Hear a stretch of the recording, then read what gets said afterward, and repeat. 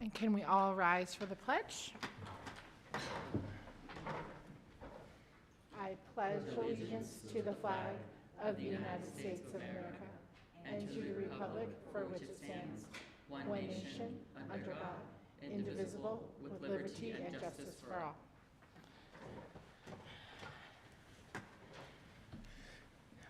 All right, we're going to have a moment of silence, and if you haven't, this would be a great time to silence your cell phones.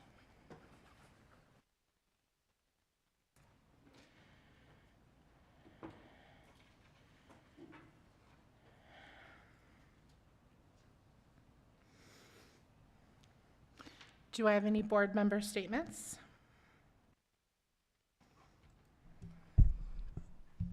I had the opportunity to attend the ASBA Summer Leadership Conference in Flagstaff. It was wonderful. While there, I also had the opportunity to facilitate my first Black Alliance meeting. It was absolutely wonderful. We were really trying to make a lot of positive changes, and we were so excited to be able to get a secretary. So we have a lot of big things coming for the Black Alliance this year. Marcus? Yeah, thank you. Just trying to remember all the things that I did at the end of the school year. There was a lot. I attended the 8th grade promotion. It was so nice to see at Fine Arts, particularly some of the kids that when I was in theater actually with were actually in lower grades. It was nice to see them promote and just to move on to the next chapter of their lives. I also want to wish everybody a happy Pride Month. And I wanted to thank my colleagues in our district for the display on the billboard. And I want to thank Dan for making the graphic. And I look forward to this meeting. I as well attended ASBA Summer Leadership Institute, and it was really great getting to share ideas with some of our neighboring districts, Fowler and Union, and talking to them about struggles that they have and struggles that we have and ways that maybe in the future we can work together. All right, moving on to item number 6, Superintendent's Report. Dr. Freeman?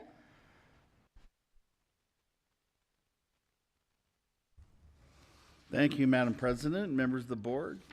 Buenas tardes a todos, and good evening, everybody. I am thrilled to highlight our end of the year activities. District hosted a multitude of in-person events, helping to foster a sense of connection amongst our students, staff, and families. And so there were a lot of opportunities for learning, family involvement, recognition. It was, all in all, a memorable culmination of a year's worth of growth. Collier Business Academy concluded its academic year with successful finance night, focusing on financial literacy. The event, supported by ACEE, West Point BNK Bank, brought together parents, students, community members, problem-based learning, open house showcase, collaborative learning projects, and demonstrated students' creativity, critical thinking, and problem-solving abilities. Then the Estrella Vista Hawks celebrated the end of the year with Field Day, Cultural Night, Sprinkler Day, a living wax museum. Those are always fun, and an engineering showcase. School celebrated the Students of the Month, including the Kid at Hope for the month of May. And it was a fantastic finish to the Fine Arts Falcons. Students showcased their many and varied talents at their spring dance, band, choir concerts, art show. All the students were invited to participate in the end of the year Spirit Week, and 8th graders enjoyed additional activities culminated with an awards dinner and dance. Leonis went out with a roar. The end of the year festivities started with Field Day. Students and staff loved doing relays and sponge toss and everyone's favorite tug of war. Lakin had their first ever staff versus student kickball game, and the staff won.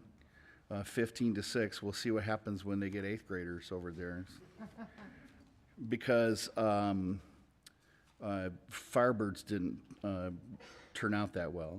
But anyway, Leona's 5th graders had fun events, including tie-dyeing shirts and a movie day, and the students participated in Level Up Day, where you visit the next grade level and their teacher for next year before they leave for the summer. So it was an amazing first year for Lakin. As I was mentioning, the Littleton Firebirds closed out their year with the 8th grade kickball game versus staff, but this time it was the students who won by 1 point. Their Sparks and their Flames preschool programs walked across the stage for their celebration, and staff celebrated last day of school with food and awards for the teams that placed first in the district assessments. Littleton Online Academy, families gathered here in this auditorium to celebrate learning growth, say farewell to the 23-24 school year, and share some laughter treats, and of course, return their laptops. Sharks participated in field days with water and obstacle courses and games, and the staff versus student game was basketball. This time, Quentin STEM celebrated staff who were retiring and those with perfect attendance. 8th graders had their traditional parade through the school before promotion and created some memories that probably last a lifetime for those kids. It was a month of recognition and celebration for Puma Nation. 7th graders hosted their first annual 7th grade Gravity Cruiser competition. The challenge measured the distance the cruiser traveled and its construction, and 8th graders participated in a variety of end-of-the-year activities such as an awards assembly, a yummy waffle breakfast, field trips, and of course the Tunnel of Hope leading to their promotion ceremony. All of our schools celebrated kindergarten classes for all of their learning, caring, and growing they did in their first year. And our 8th graders celebrated their promotion milestones with ceremonies held at each campus. It's always moving to hear the impact our teachers make on students when they give their speeches and tell their stories. And so we want to thank the IT department providing links for families to observe virtually. It means a lot for those absent relatives, TOC abuelos watching from their homes. I also want to thank board members for taking part in many of the end of the year events. I think we had somebody representing at every promotion ceremony. We know you all have families of your own to attend to and careers and studies and efforts. And so it doesn't go unnoticed that you're there for our learning community. Friendly staff, we want to thank them for helping organizing the events. Our students enjoy the unforgettable events because so many of our staff members volunteer skills to plan, decorate, and interact with families to make it a special end of the year. The cheer committee did an outstanding job once again with the end of the year recognition ceremony. Special thanks to Mr. Budsben, our community relations director, who assumed the lead for the event without a lot of notice, picked right up, and the tradition acknowledges employees' hard work, dedication, and achievements, strengthens a sense of community among employees. 40 employees received recognition for 5 years of service, 25 for 10, 3 more for 15 years, 7 for 20 years. And we celebrated Miss Blanca Ortiz, who made 30, and one person who made 35, Mrs. Garrison. I don't know if anybody's got more than that. 35 devoted years of service to the Littleton district. Once again, we had friendly competition among schools for coveted annual awards like Power Conservation, Curb Appeal. Those both went to Quentin STEM Academy. And great job, Sharks, on your strategic prowess. I guess they read the rule book and figured out how to win the most points on that. The Red Carpet Customer Service Award went to Estrella Vista STEM Academy. That's a tough one. And Eva's Bistro here at the district office was recipient of the Golden Spoodle for excellence in food service. Mr. Eric Nelson, AP at Trace Rios Service Academy, was honored as the Administrator of the Year this year. Part of his nomination stated that he's one of the good guys who contributes to a positive atmosphere, lifts morale, and improves education. He leads by example, collaborates, and provides support, fostering a place where others learn and grow. He promotes inclusivity, respect, and he truly cares about students, staff, and the community. We're very proud of Mr. Nelson. Ceremony ended with a recognition of 24 staff members who achieved perfect attendance, and farewell wishes to our 4 retirees. We're also thankful for all of our partner organizations, PTAs, and others that help make the event possible. Summer school this year has over 300 students registered who are matriculating up from kindergarten through 7th grade. The first part of this new program design started on June 4th and goes through this Thursday. Students have been eager to learn and take part in small group instruction and enrichment activities. We want to thank the staff at Collier Business Academy and Littleton STEM for having the sites ready for summer school. Children aged 18 and under are eligible for meals under the summer meal program. Regardless of the school they attend, the service is free of charge, so all the students can receive nutritious meals while school is out of session. Meals are served Monday through Thursday. The program will be closed on July 4th for the federal holiday, and it'll continue till July 12th, and that's about when we get started gearing up again for next year. It's at the Collier Business Academy, and it's also here at the Underdown Learning Center at Eva's Bistro, just north of us, where we're sitting now. So we look forward every year to revealing the theme and yearly song for the upcoming school year. It serves as motivation for teachers and students all year long. You got a sneak peek at the theme from the Parent-Student Handbook cover at our last meeting. So we're thrilled to announce that this year's theme song is Littleton Strong, and we're very grateful to our own Littleton vocalists and songwriters for an original composition this year. The words are very uplifting. They capture shared strength and faith in all of our students, our hopes and goals for the future. Can't wait to see the video at the annual kickoff and for all of you to be able to hear the song. It reminds me, speaking of the kickoff on the 25th, that's also the date of our parent-teacher night for all of our campuses. So everyone, please pencil in the 25th. We hope to see everybody at their child's school that night to learn about the program for the year and meet the teachers. Now, it's never too early to remind people about the first day of school and attendance, and we're constantly working to improve student attendance. So schools all across the nation still haven't recovered attendance from before the pandemic. We want to urge all our families to reflect on the important habits that come from being at school every day. Part of this effort involves staying healthy over the summer. There continue to be outbreaks of various flu and coronaviruses that have kept people home and in bed for more than a couple days. So please remember to continue taking precautions. Don't underestimate the impact of good hygiene. Wash your hands often. If you're sick, then you should stay home until you're no longer contagious.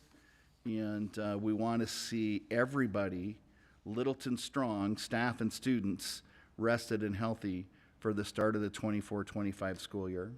Last thing, Madam President, in closing, I'd like to express our appreciation to the Quinton PTA for $800 donation for field trips, and to all the PTSAs for all their support for promotion ceremonies at the end of the year. And that's all I have this evening. Thank you, Dr. Freeman. We have a proclamation today. I think Marcus is going to read it for us.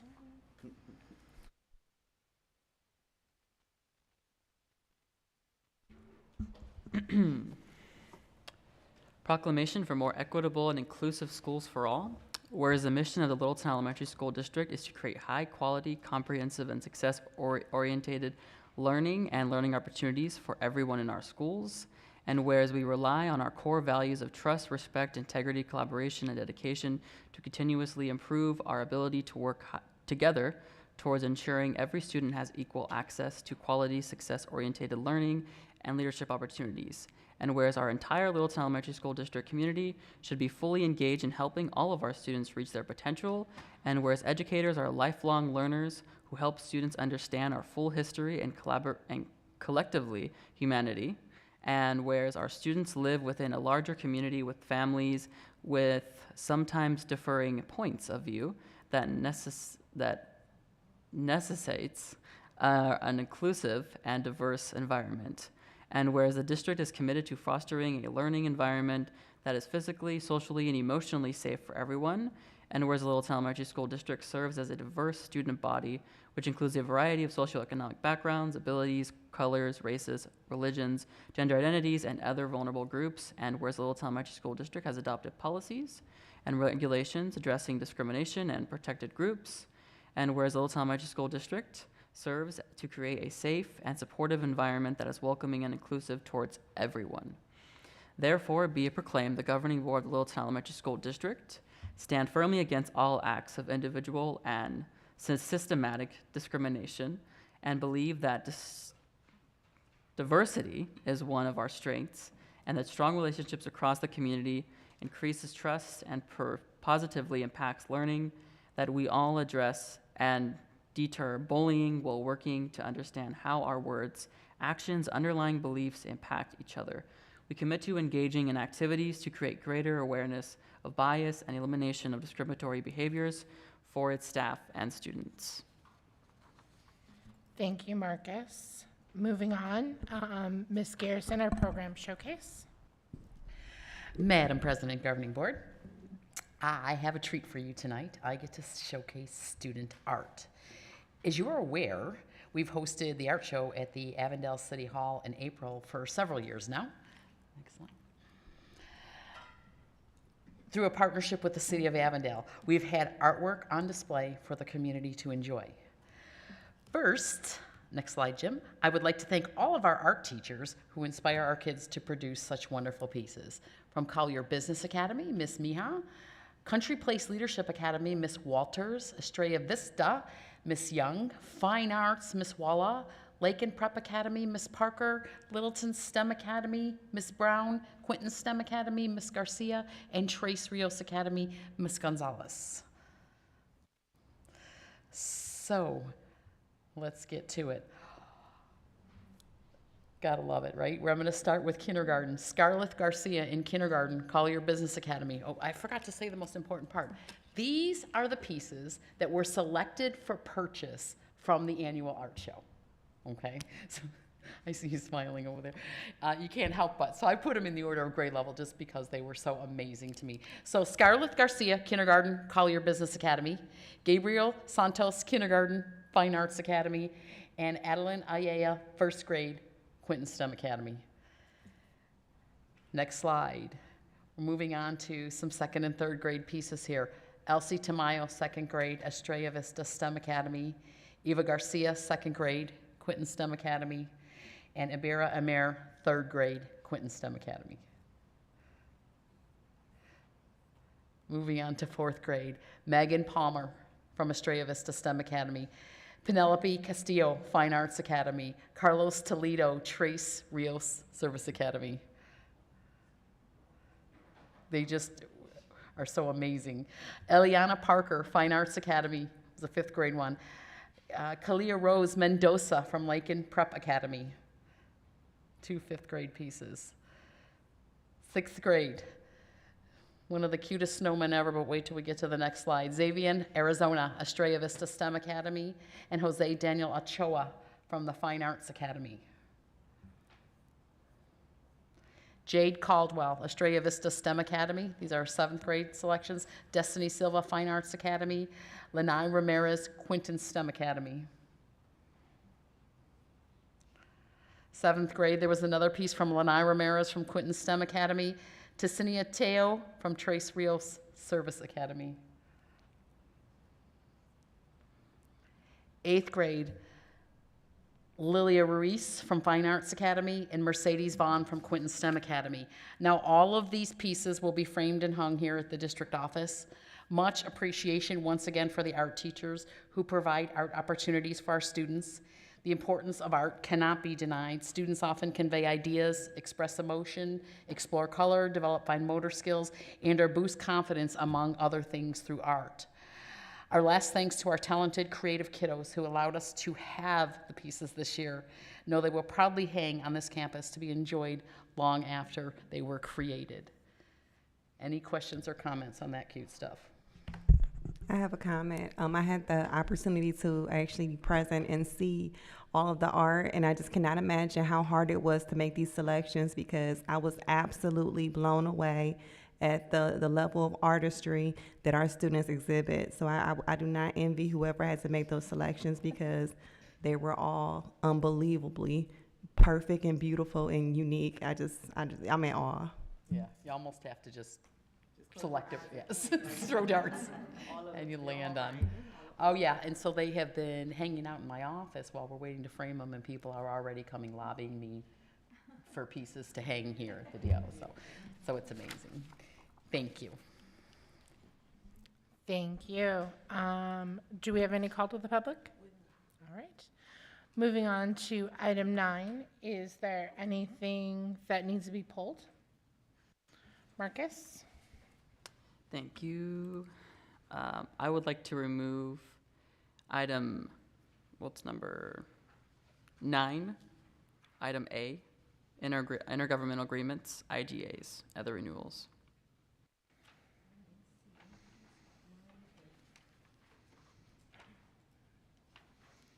9C9. 9C9.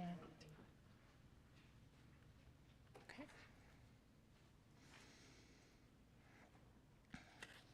Just that one? 9C9A, sorry, Okay. has to be in the motion.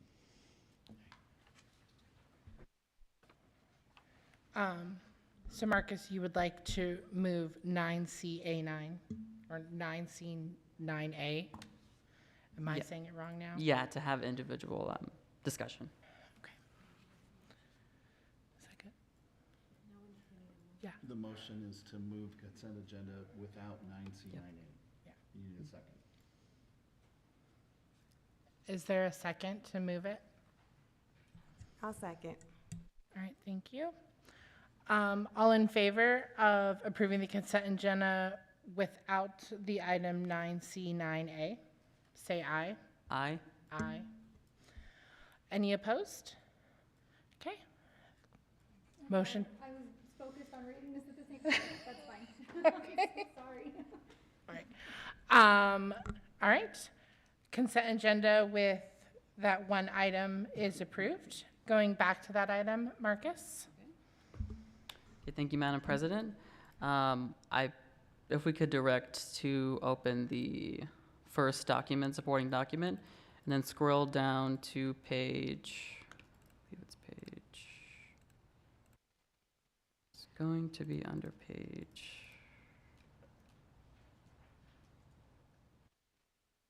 just had it up, oh my goodness.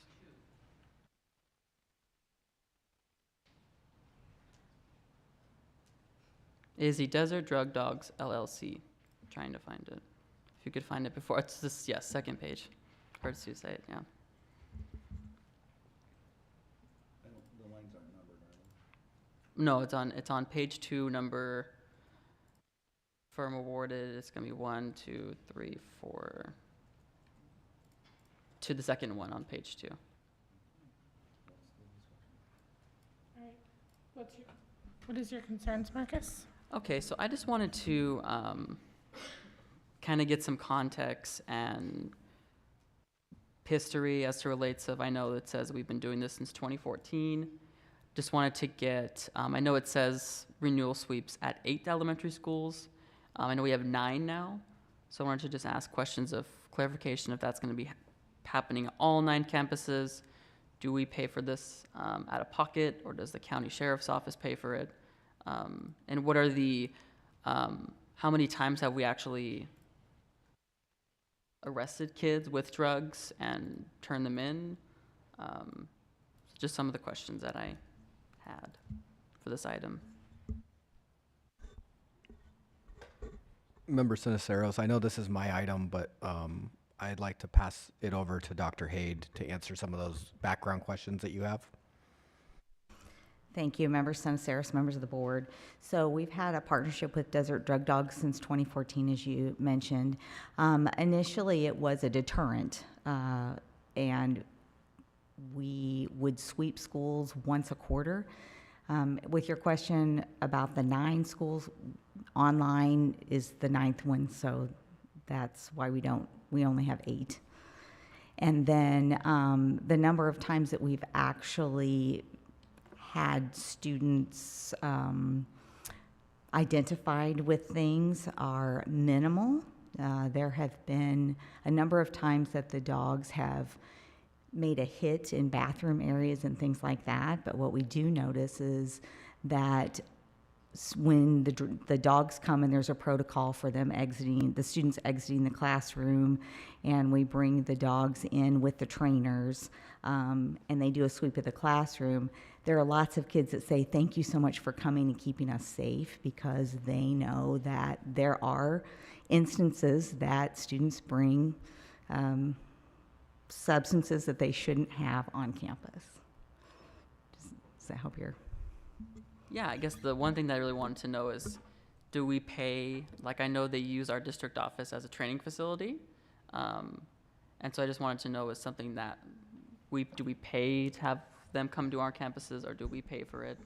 Or So Member Senaceris, we do pay Desert Drug Dogs to come and do the sweeps, and then we partner with them because they do a lot of trainings with municipalities, Maricopa County Sheriff's Department, Burlington Northern, San Francisco Railroad comes on the weekends, Gilbert, Scottsdale, Avondale, Phoenix PD, all of their K-9 units come over, and then they collaborate here on routines and procedures, on how to use the dogs, and this provides a safe space for them to hide things for the dogs to do their routines with.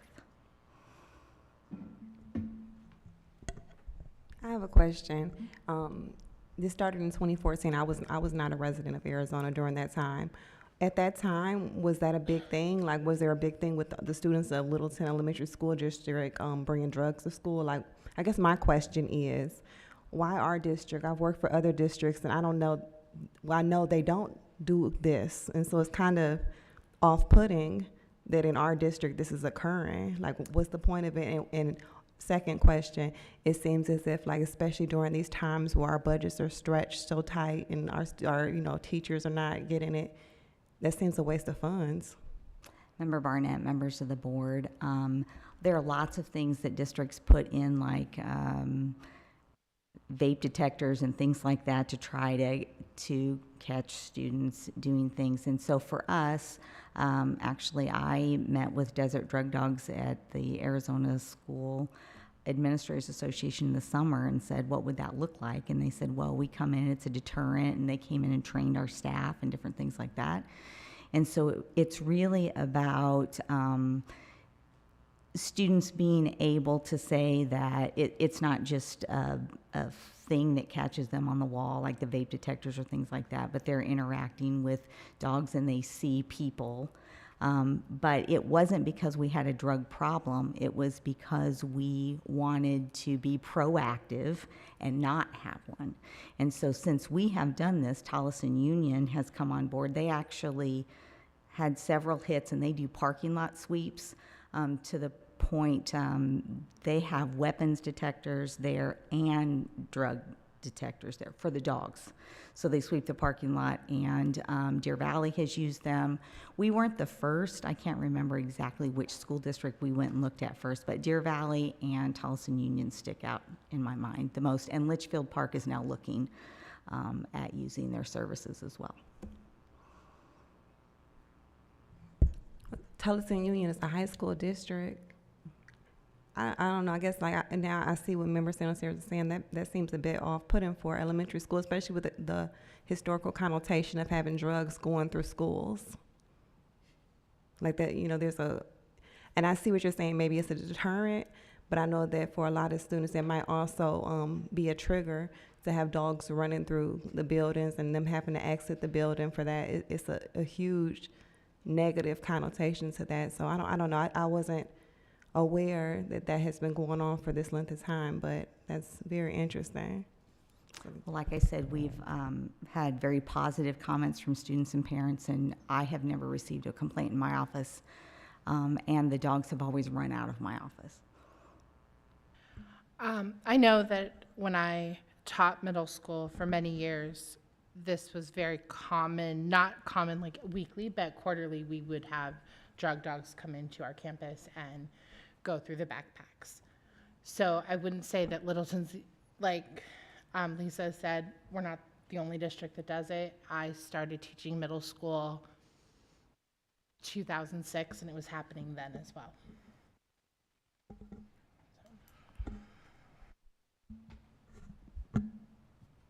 I guess the one thing that I just really want to know is, like, how many times have we caught students, I guess, with narcotics or drugs? I guess I don't know if we keep track of that data. I'm assuming if we pay them, and how much is that annual renewal per year? Because it seems like it's a 1-year thing, and then it comes back, and then how much are we paying per year?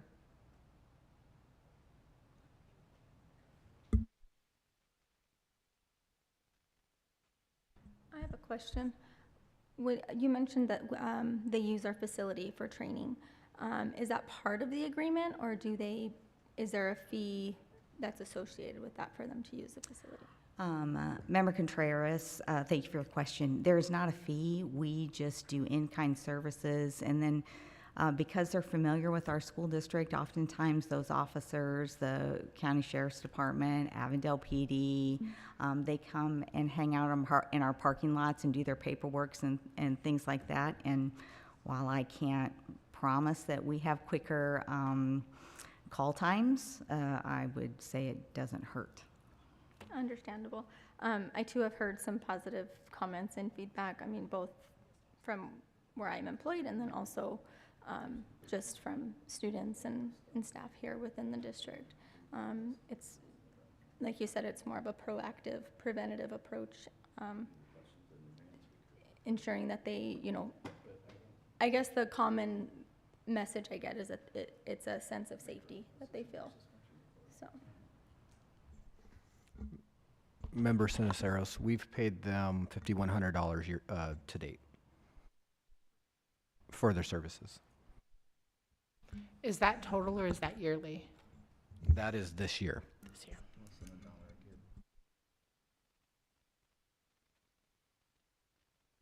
So, we need to have some sort of resolution to this. Go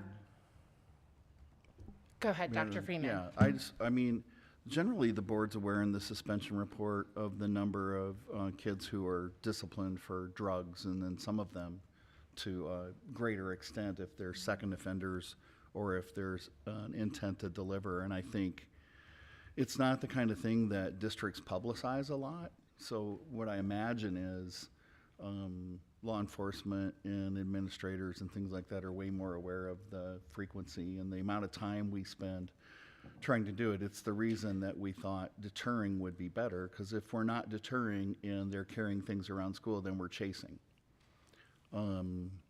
So there is a wide range of offenses, and it's not all the kids. It's a small percentage of kids, but some of the drugs that have been caught at school are really dangerous.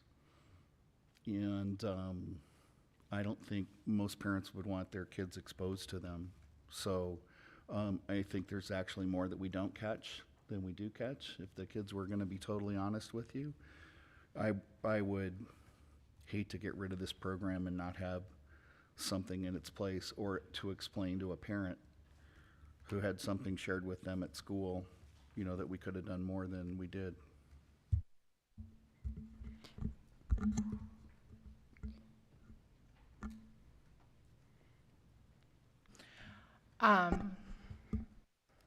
So I think that there is obviously differing opinions on this, and if we should continue on with it. I am okay with this expense personally. I feel like if it deters one student from bringing drugs on campus, then it's done its job, and if it's saved one child. So I would be okay with approving this. We do have to approve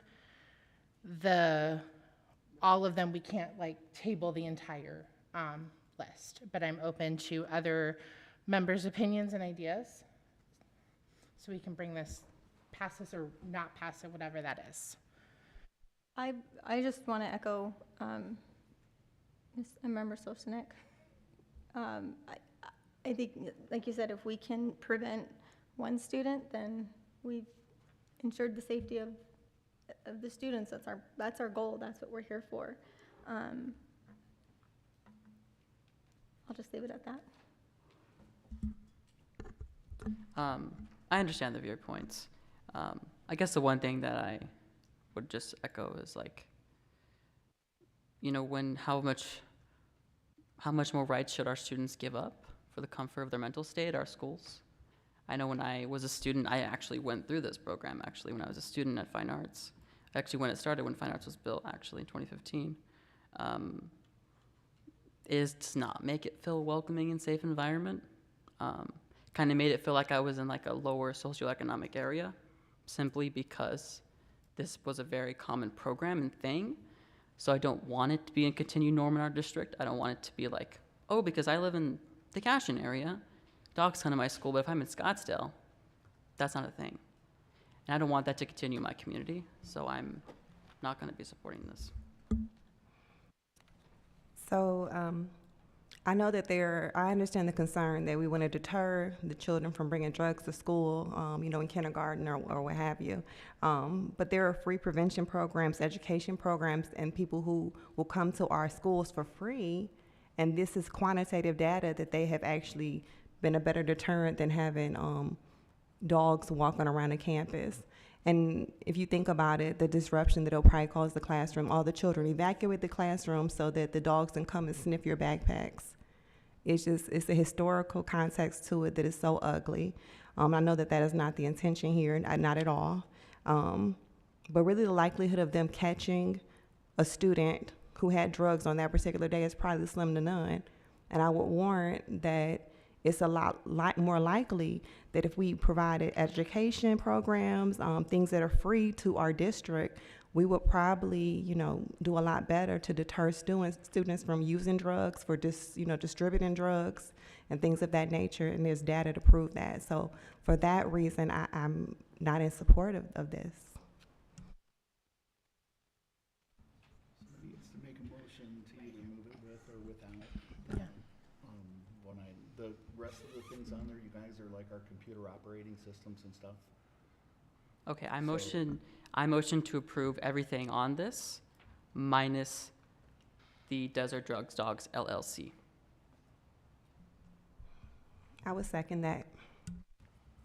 Okay. Let's have all in favor say aye. Aye. All opposed, say nay. Nay. Well, essentially, Madam President, Dr. Freeman. by excluding it from the motion, you have tabled it. I mean, it can come back.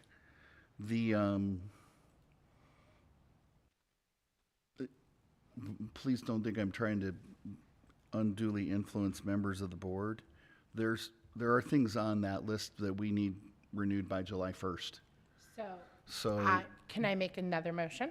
because the motion was made in second, it's a tie, which means it fails. Okay.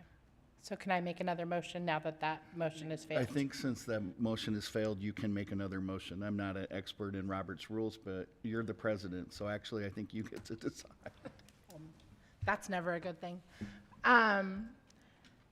I move that I don't know, now I think I'm confused. I think I might be confused. I'm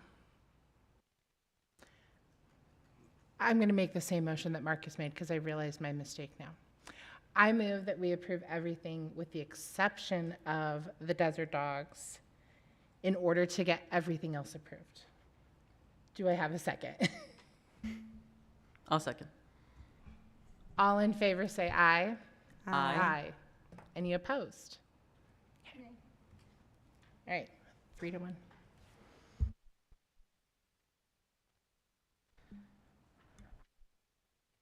So I think as acting president, I would encourage us to find out more information about the programs that Member Barnett mentioned.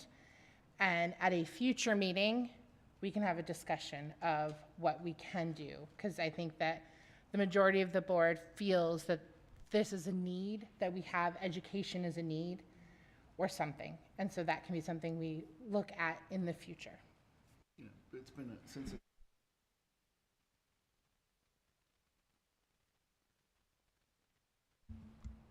Also, Madam President, just for clarification, we approved everything on here, and so we did not renew the contract? Or we tabled it to the next meeting? From what I understand, we did not renew the contract with Desert Dogs. We approved everything else. Okay. And we are at a future date gonna have another discussion about programs like that or whatever that would be. Okay, thank you, Madam President.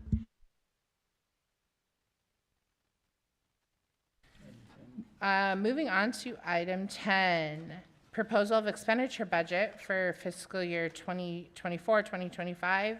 Mr. French. Thank you, Madam President, members of the governing board, Dr. Freeman, and Littleton community. This evening, I'll be proposing an expenditure budget for the next fiscal year. Wait for Jim to get our PowerPoint up.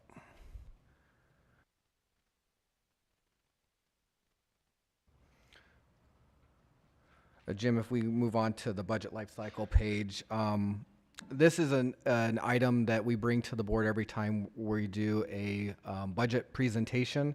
It just is a reminder of the steps that we go through in developing the budget, the processes that we go through in proposing, adopting, and revising the budget, as well as once that budget is proposed, adopted, and revised, the annual financial report that goes through all of the expenditures for that budget cycle.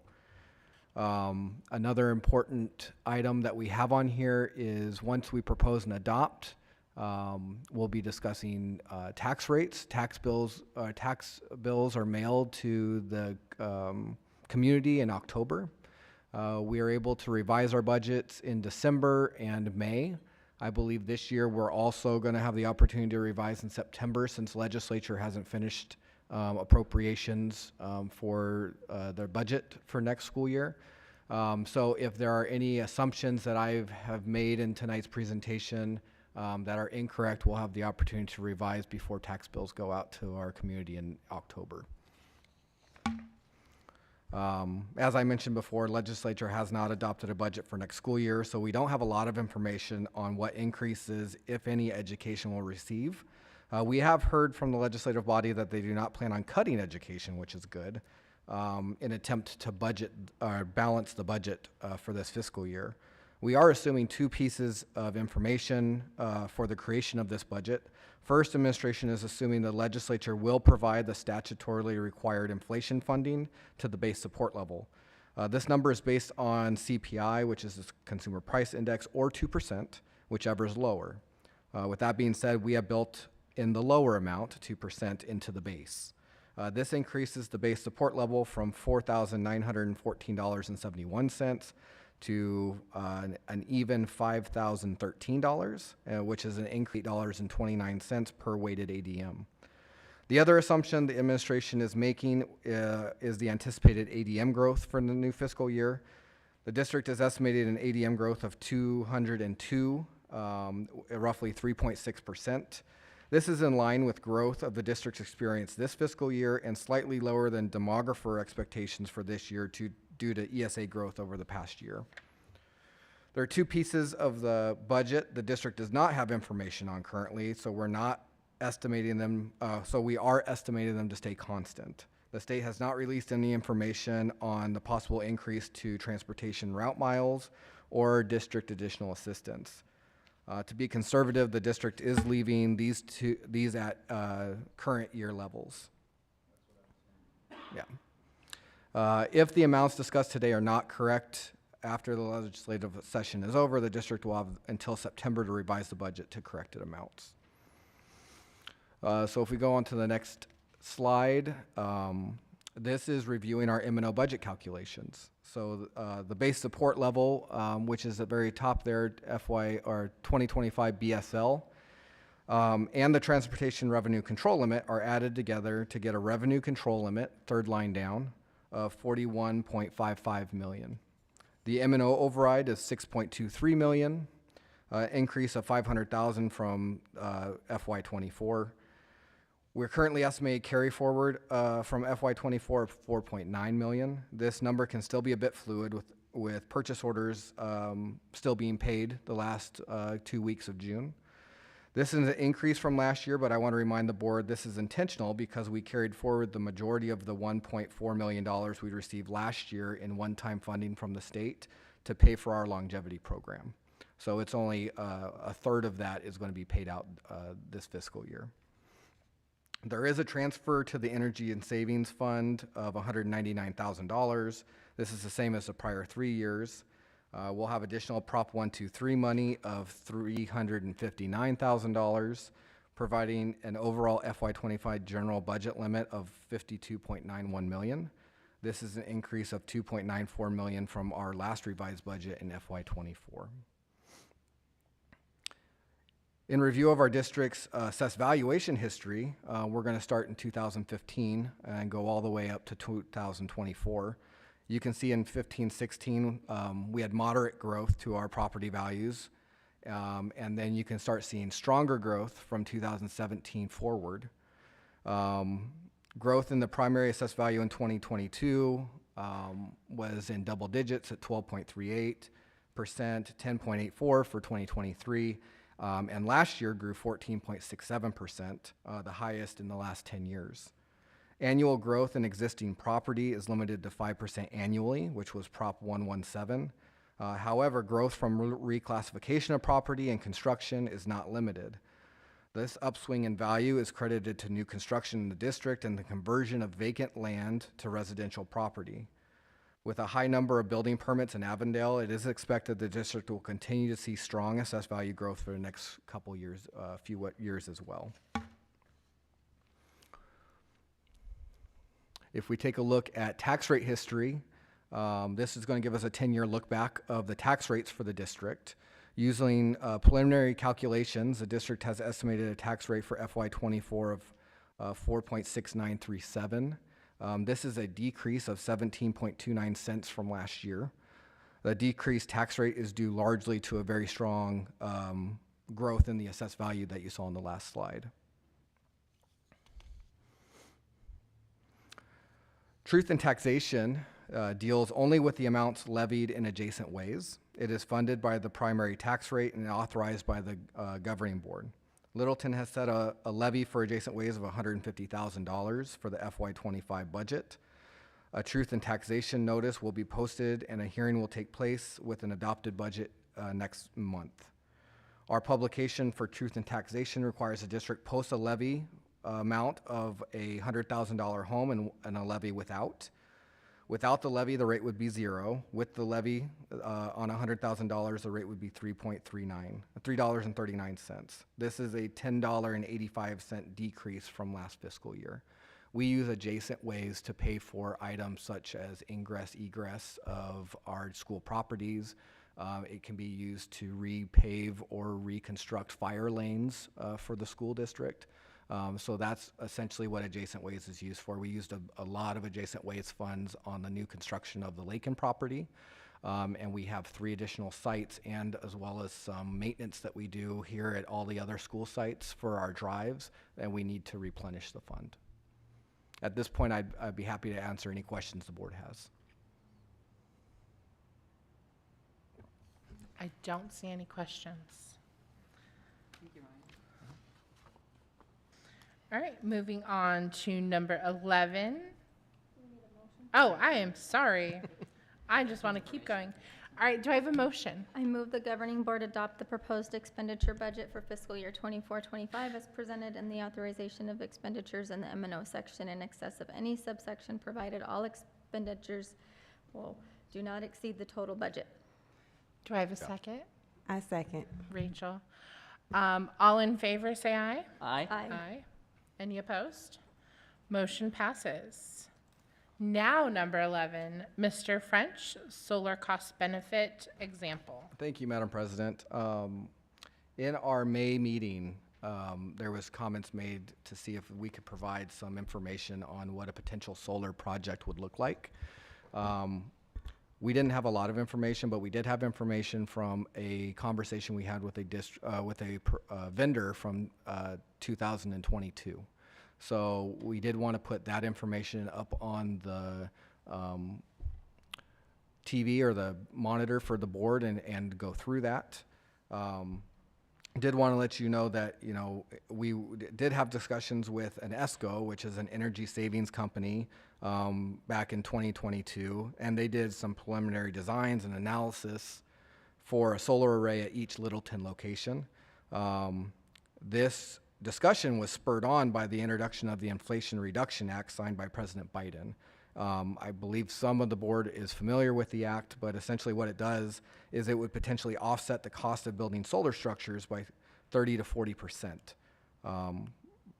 The project that we have here with the numbers, Jim, if you want to pull that up for me, was designed to offset approximately 50 to 70% of the annual energy expenditures of the schools, and would generate 1.53 megawatts annually. If we took a look at what we did was provide the board with the site name in the first column. The third column has projected first year savings. The fourth column has total project price. So this ESCO was able to provide us what the fixed cost would be to connect to the grid, as well as the steel and all the solar panels, the labor involved. So essentially this was going to be a $6.8 million project that was proposed to us. The Inflation Reduction Act would reduce that by 30 to 40% based on the location of the site, and was potentially going to save the district or reduce the cost of this program by just over $2 million. We took a look at this. It has the panels themselves had a 40-year useful life. The way that this plan was organized by the ESCO, we would have a 20-year payback on these. So you see that projected first year savings, all of those funds would be going to pay off a loan that we would have gotten for the $6.8 million. So we would have not had any additional funding for our M&O budget for 20 years. We had conversations about potentially increasing or getting some more funds using capital override. If we take a look, you can take a look at that fourth column. Those are total project prices. If we did something like that and we may be able to do a project a year. It's just a reminder to the board, the capital override wouldn't take effect until 2026. So we'd have basically next fiscal year that we would have our current capital override. It would take effect in 2026. We're really not sure when the Inflation Reduction Act would sunset. So we're not sure how much we'd be able to take advantage of the potential savings by raising funds using the capital override. Dr. Freeman, did you have anything you wanted to add to this slide? Well, I mean, we started looking at different alternatives and approaches, and so it seems, plus since it's 4 years old, you might anticipate a 20% increase to these are old numbers.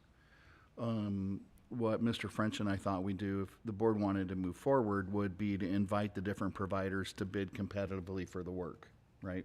Which we haven't done, and so we don't know the true 2025, 26 cost. But it's pretty clear from this scenario that inflation reduction incentives would be a huge difference maker for the cost of the program for the district, which means the board wouldn't want to wait, more than a year or two to be sure to take advantage of those incentives, which seems to us to mean instead of doing one site per year in the override, would be to do an energy savings contract and do them all to take advantage of the discount. So we've incorporated that into the DAA recommendation, which is coming up next. We wanted you to see this first to understand where we were coming from. We also thought that at some time when the economic picture was better and there weren't so many tax questions on the ballot, that the board might want to come back with a bond program or something to buy down the energy savings loan to make it pay back sooner. In other words, you'd be basically switching the debt from more expensive to a less expensive debt and look at that time. But if you move forward with energy savings contract now, you're able to capture the incentives. And I don't know that 2 years from now, there'll be another round of incentives. That's iffy. So, so when we looked at the combination of incentives, mechanisms to go out and procure the improvements and the funding mechanisms, it seemed pretty clear to us, which you'll see in the next recommendation. In this item, Madam President, it's kind of a matter for information and discussion of the board if it's something they want to bring back and have us look into more, or if they want to go to the next item and take the other approach, the DAA approach, which isn't our recommendation, but just to help everybody understand why and how we got to it. I couldn't have told you that at the last meeting. We had to do a lot of homework to get to this point. Well, thank you for doing this homework for us. Is there any other discussion on this? No, I just want to thank the administration for bringing this forward. I guess I'm just rattling my head. So when is the DEA override obviously is this year, and then when would be our next, I guess, drafting of a bond proposal?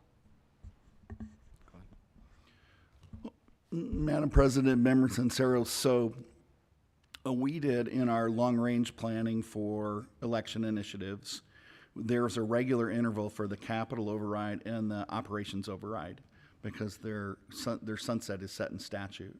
So we always try to renew those along that calendar. Then the way the board has behaved in the past is as bond needs emerge, is that we would put together a price estimate of what those needs are, and the proposal to the voters for the bond has always been based on hard projections. In other words, we don't just say, well, how much capacity is there? Let's get as much money as we can and then go figure out how to spend it. The board is always basically engineered backwards into what do we want to ask the voters for. So if it was to build Lakin, or if it was to expand solar, or if it was to do that, we would get an estimated amount. The board would discuss it and decide if they wanted to put it on the ballot. We anticipated that we wouldn't do that in the same year as we're doing the DAA, but that next year, the year after that, the board may want to do it. And some of it is, besides need, is sensing in the community how the economy is working. I think the economy actually is moving along pretty well now, but everybody's prices in the grocery store are still double what we were paying before the pandemic. So it's, people are, still feeling like it's hard right now. So that's part of the board's job in kind of sensing constituency and where they're at. But what we'd anticipate is 3 years from now renewing the M&O override. So in this window between the DAA and the next M&O, there would be a window when you might consider a bond, and you don't have anything else on the ballot, depending on what you wanted to do. So that's in our, Mr. French and I's long-range plan. And so, for instance, we don't anticipate a big school project, so we lowered adjacent ways. And that actually would provide a little relief for people in their taxes if we did the increase in the DAA override. Now, what happens though, when we say this year, we have to remember the difference between calendar year and school year. So next November is next school year. That's a fiscal year. So that's elected in fiscal 25 to go into effect in fiscal 26. So it's actually year and a half, like two, it's good to get, but you don't get to go write checks right away. And so that's something that, we always have to keep in mind. The vote will be in fiscal 25, even though we're talking about it still in fiscal 24. Does that answer your question? Yeah. Thank you for the feedback. I know we just did one last year, and I know, correct me if I'm wrong, that was one of the strongest yeses we've had in the last 3 or 4 ballot initiatives we did. We did, we're usually in the mid-high 50s. We're 59 and change, almost 60. And we like to remind people we beat Towson Union. in the percent of yes vote. But there were other districts that performed a little better. I think maybe Litchfield did. But there were some others that had passed historically that got voted down. And so there is sometimes opposition that rises up. And I think some of it didn't really have to do much with the district, but had to do with politics and school funding and broader issues. But we never take any of those for granted, ever. Yeah, I think going off based with the information Ryan presented, I think, you know, it's a once-in-a-life opportunity, right? And it's left up to us five to decide if we want to take advantage of that one-time opportunity now or wait later and see where the time flows. But I think seeing the benefits of getting nearly almost 40% of it, 35 basically, added all up together, of it covered, and then seeing how much long-term cost benefits that could bring to the district. I know because I actually jumped on a little, like right when the agenda dropped Friday night, and there was actually 2 PowerPoints on there, just for back context, and I actually saw like the visions of how it would be at each campus and how each of the campuses, the district office thing would almost be fully powered by solar. It was almost 89%. So seeing that all of our other campuses would be almost a little over half or a little under half, seeing that opportunity to see that and learning about the benefits over at Estrella Vista at our engineering academy, that the students actually be a part of that, building that up and seeing the educational benefits it can have for the community and the students. So I think this is a great idea to move forward. I think hearing the testament from our voters last time, I think our voters are still very supportive of the district. I mean, I don't think their mindsets would change a year later. So I think this is a good work. Thank you for the work though, Ryan and Roger. I just have a clarifying question. These numbers were based off of information you had from what year? 2022, 2022. Okay. December 2022, so pretty close to 2023. And I believe the federal tax credits and the Inflation Reduction Act lasts until 28. Okay. I believe it was 28. Yeah. That's what I saw. You know, we had conversations with the ESCO and then started having conversations with Stiefel, who's our finance bankers.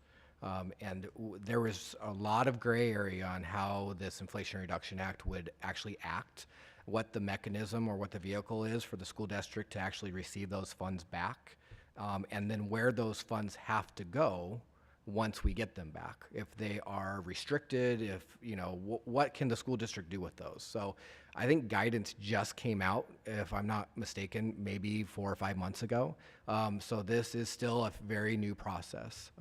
You know, I think there is question about if administration changes in November, what may or may not happen.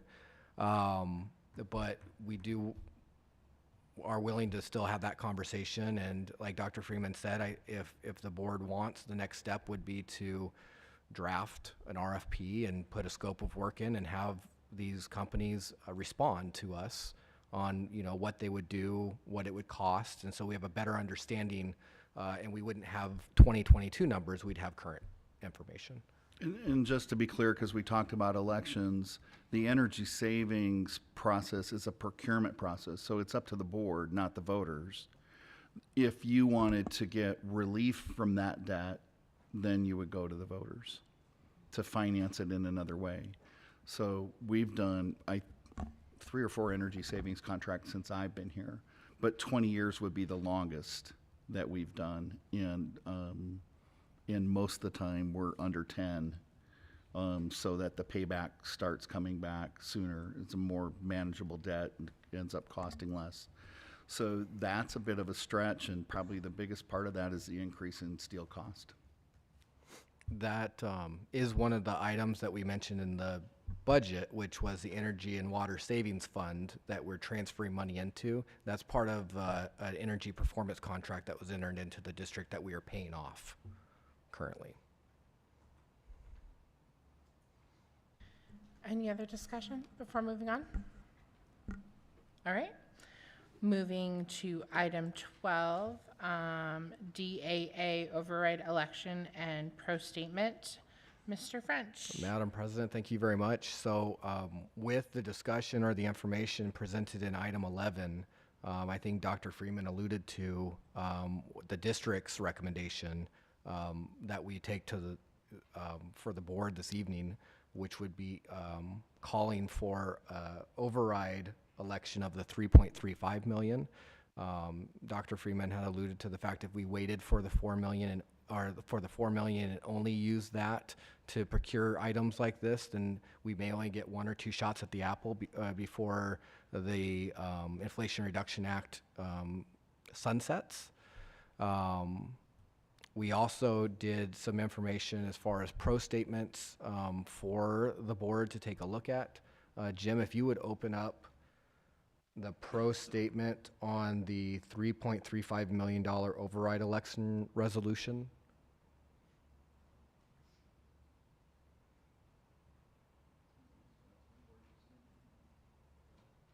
We may have to go to A.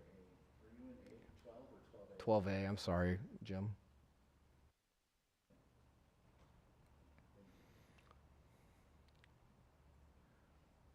The other one, Jim. You can leave that one open if you want, but this one, please. So, Madam President, we have drafted a pro statement for the board. I did want to point out that when we were looking at some of the information that was in the voter pamphlets between the two resolutions, we identified the last paragraph there in the pro statement, which says basically from 2018 to current, property values went up 47.2% in the district. The board, if asking for just the 3.35 million, has only proposed a 20.3% increase, where the properties have increased 47.2, but the actual cost to the taxpayers would only go up 20. The yes vote would also result in an average monthly increase of only $1.56. If we took a look at the $4 million resolution, it almost doubles. We're going from, we still have a 47.2% increase in property values, but we're, Jim, if you go to 12B for me.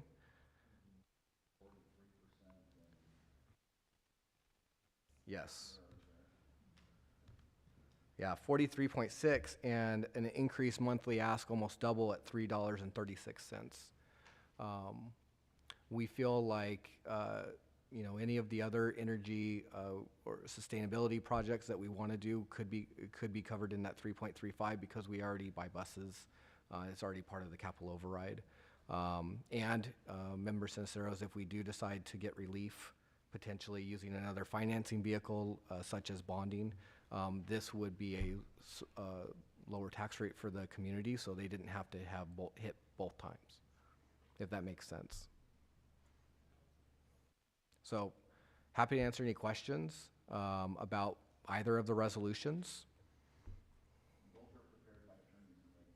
Yeah. Yeah, I think hearing sentiment,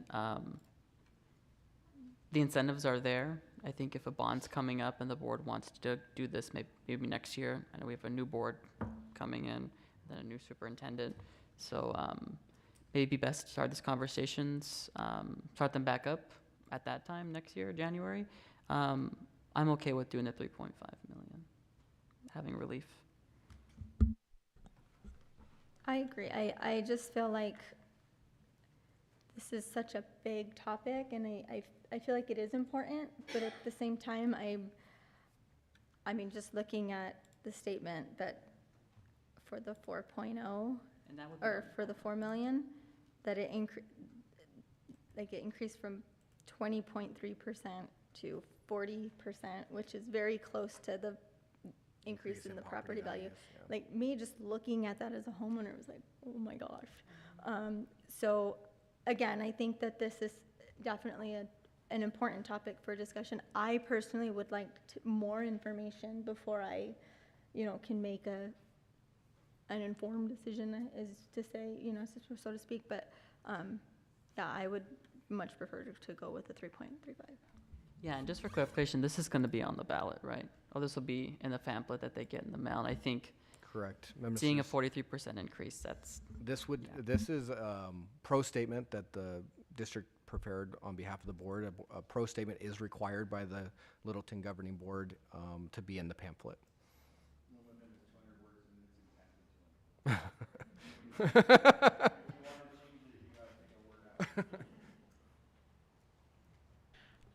Do I have a motion? it's a big motion. Oh, actually, no.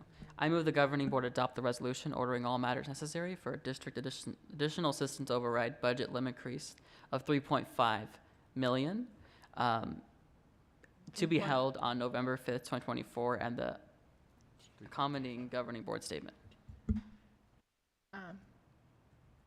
It's 3.35. 3.35. Okay, 3.35, just for clarification. I'll second that. All in favor? Aye. Aye. Any opposed? Motion passes. Again, thank you for all your work on the solar things and then making both statements for us.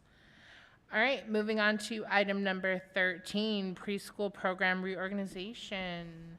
Dr. Haid. Thank you, Madam President, members of the board. This item is a late addition to our FY25 planning schedule.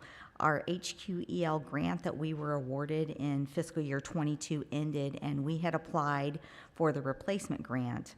And in May, we were notified we received the grant, but it was not enough to continue our current preschool configuration. So the first slide, Jim, if you could open the PowerPoint for me. The next slide. This goes through the preschool evolution. So prior to fiscal year 22, we had a PDG grant, and then the state lost federal funding. And so there was an opportunity for us to apply for a state grant, which was the HQEL, or High Quality Early Learning Grant. And we were awarded that, and at that time we were able to add 3 full-day preschool classes, which we had never had before. Like I said, that funding ended this school year, and so we were hopeful that we would continue that program through the PDG grant. And as I said, in May, we found out that we were awarded the grant, but to continue the preschool program without an impact to the budget, we would need to cut one of our full-day preschool programs. So this is why this is coming to you tonight, because we believe that we have a solution to that, and also to provide additional opportunities to our families. So next slide, please, Jim. This is what our programs look like this year. So we had 2 programs. The Sparks program, which was a half-day program, it ran Monday, Tuesday, Thursday, Friday for 3 hours a day. It serviced students ages 3 to 5. And then our full-day program, which was called the Flames, and that's because it's on the Littleton campus, and then they, matriculate to be Firebirds. So that program was 4 to 5-year-old students. It was a 6-hour-a-day. And as you can see in the chart, the number of students between that were different due to age ranges. A lot of our students in the Sparks program were through our Child Find program, and so they needed additional services. And then in our Flames program, they were mostly pre-kinder students that just needed preschool. And so, as you can see from the chart also, the Sparks had no income limitations, but the Flames did due to the restrictions of the grant.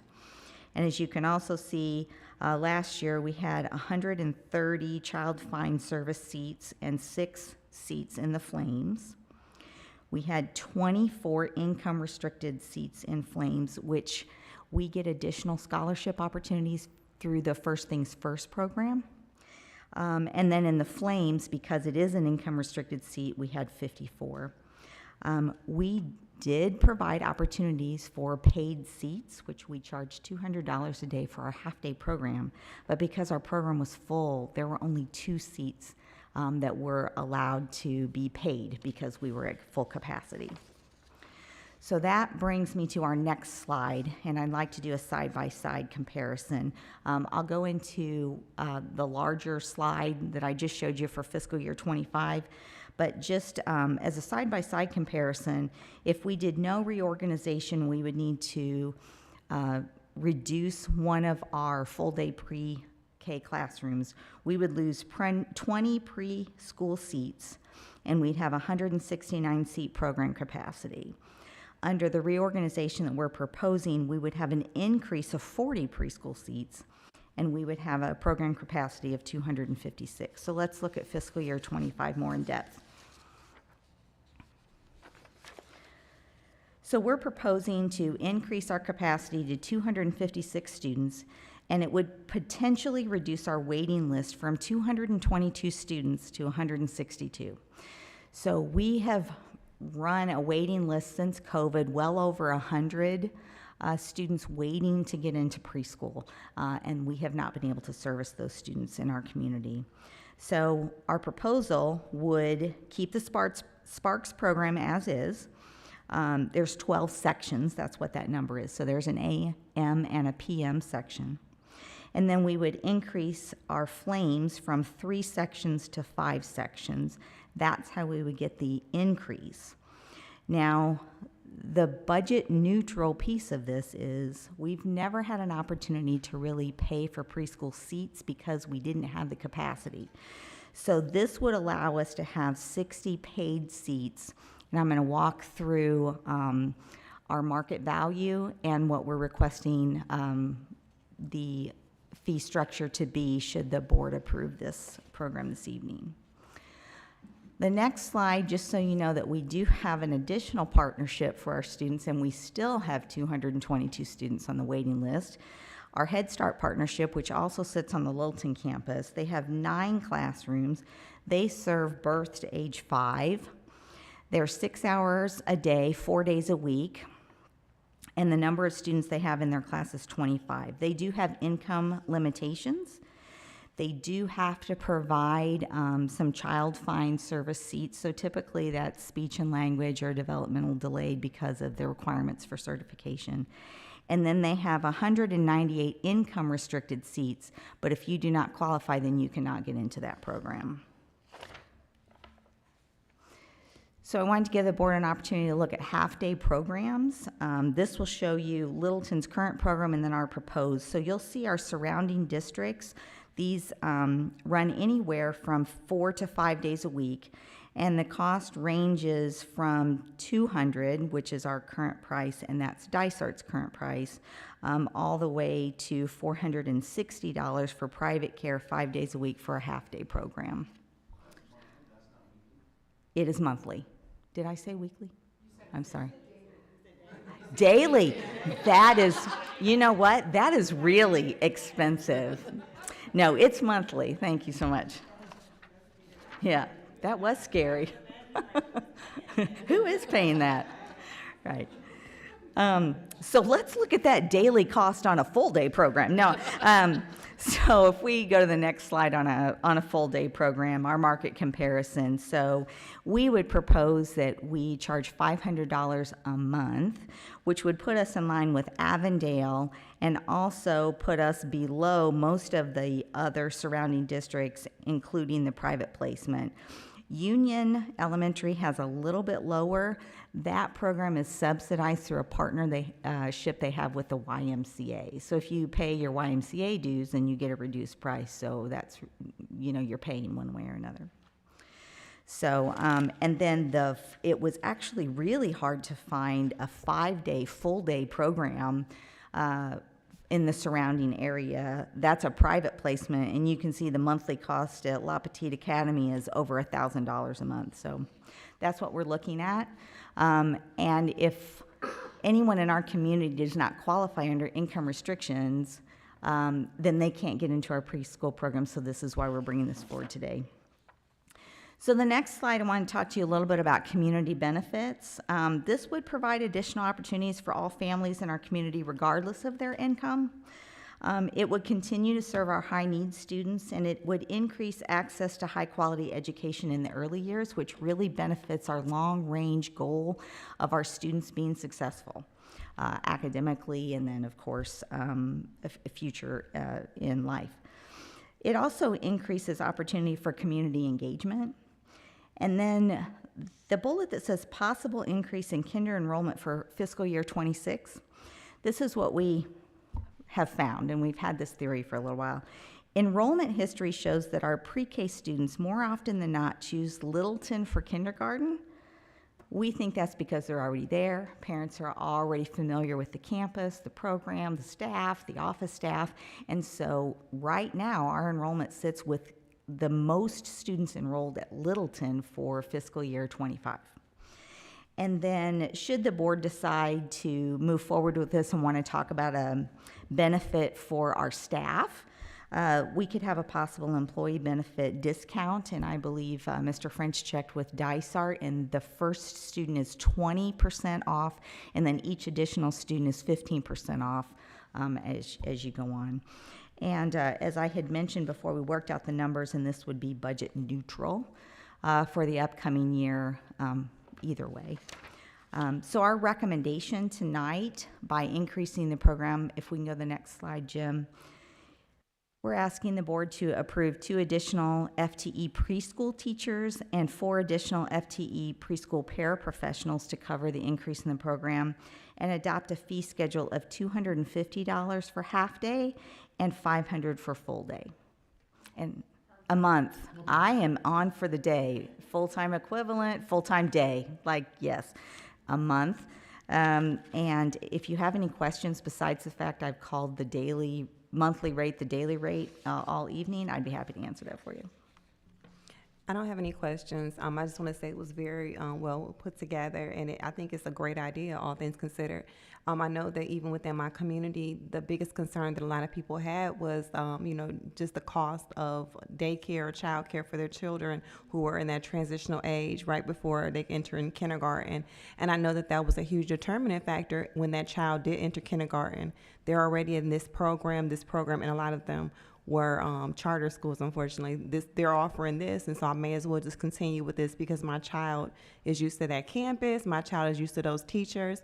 So I do think that that element of familiarity is going to allow people to really be loyal to Littleton. So I think, all things considered, it's a wonderful idea. And $500 a month is a very, very reasonable price.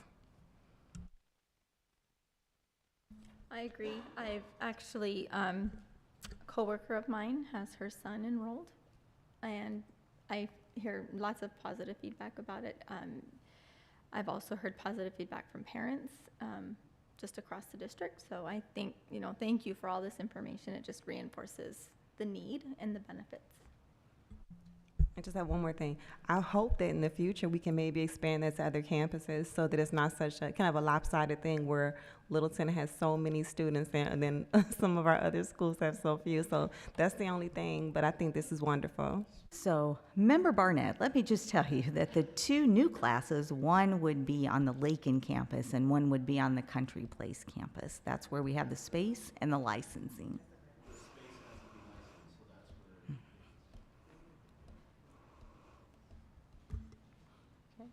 Okay, well, I move the governing board approve 6 additional FTE to support expansion of the program and a fee schedule of $250 for a half day and $500 for a full day program. I'll second.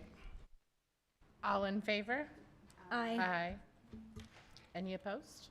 All right, motion passes. Moving on to number 14 with Dr. Haid, first reading of policy UNDB. Thank you, Madam President, members of the board.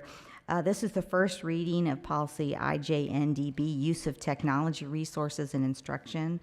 The policy comes as a recommendation from ASBA. It addresses technologies and the use of generative AI programs and platforms in the classroom.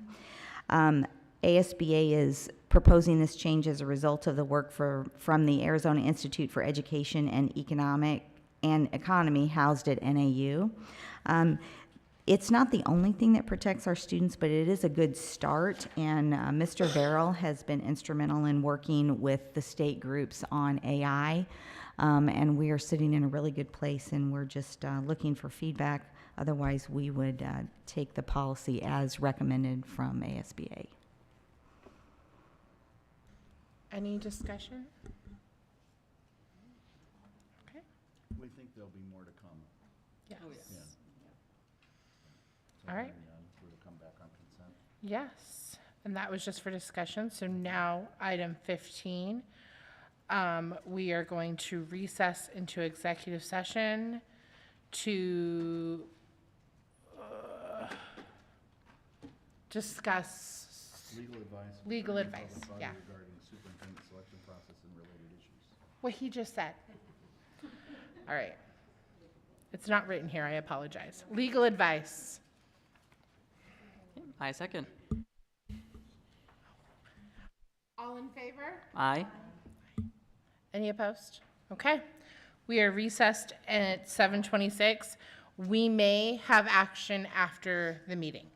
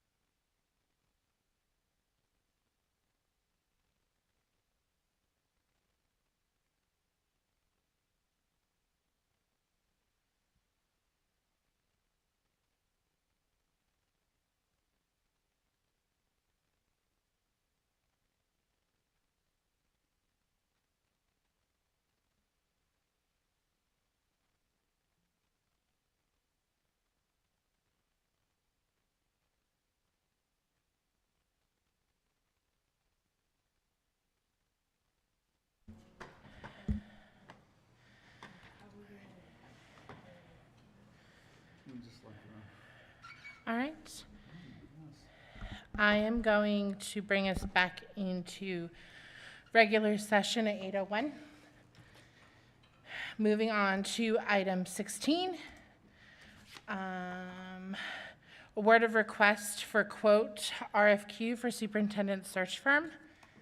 I am going to make the motion that we go with Ray and Associates as a search firm for our superintendent, looking into a long search for a new superintendent starting July 1st of 2025.